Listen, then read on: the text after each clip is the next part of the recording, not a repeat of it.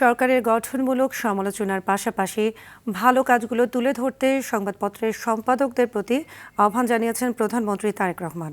সচিবালয়ে national editors কাউন্সিলের নেতাদের সঙ্গে সাক্ষাতে এই আহ্বান জানান তিনি। বৈঠক শেষে আমার দেশের সম্পাদক মাহমুদুর রহমান বলেন, সাংবাদিকদের জন্য একটি নীতিমালা প্রণয়নে সম্পাদকদের সহযোগিতা চেয়েছেন প্রধানমন্ত্রী। প্রেস কাউন্সিলকে পুনরুজ্জীবিত করে শক্তিশালী করার দাবি জানান কাউন্সিলের নেতারা।